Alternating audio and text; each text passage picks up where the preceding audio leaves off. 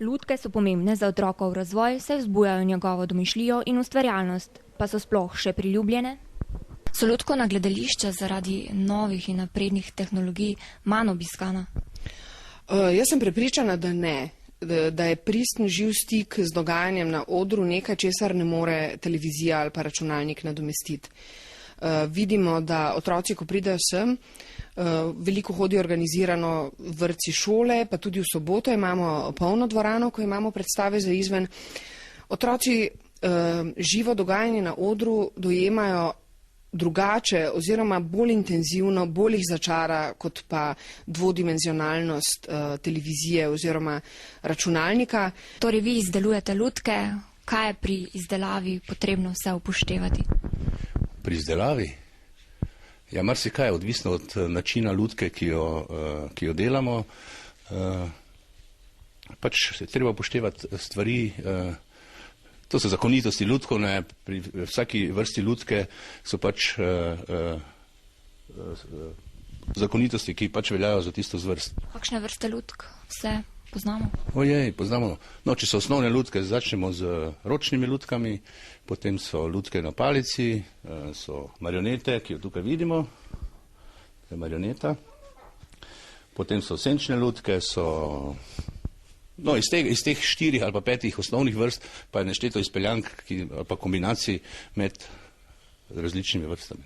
Se režiranje za otroke razlikuje od režiranja za odrasle? Ja, seveda se razlikuje, zato ker otroci težje spremljajo bolj komplicirane zgodbe ali pa so bolj skoncentrirani na trenutno dogajanje na odru in zaradi tega se je smiselno bolj skoncentrirati na to, kakšna je lutka, na gibanje, na bolj preproste stvari, mizansceno. Njim je bolj zanimivo to, od kje, na kakšen način pride nek predmet ali pa lutka na oder in da se zgodi nek majhen dogodek, neka mala stvar, ki jih v tistem trenutku zanima in lahko potem v naslednjem trenutku na njo pozabijo. Kakšne predstave si lahko otroci trenutno pri vas ogledajo? Mi imamo pester program, jutri v soboto bo na sporedu Pavliha, naslednjo soboto bo na sporedu Jajce, to so naše uspešnice.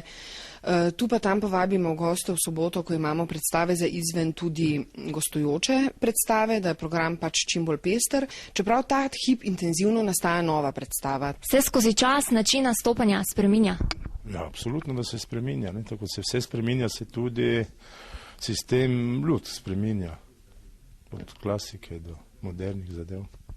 Kaj pa vi kot igralec, kaj morate upoštevati oziroma kako zanimirate najmlajše?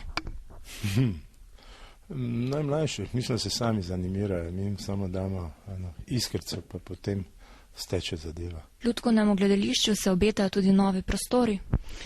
Ja, zdaj se že kar dogaja. Na gradbišču v Minoritih, kjer teče obnova, se to skratka intenzivno odvija. Tako da si obetamo, pa zdaj res, da se bomo čez 2-3 leta, da se bomo preselili v nove prostore, kjer bomo imeli seveda bistveno boljše pogoje za delo. 5 je sladkosnet.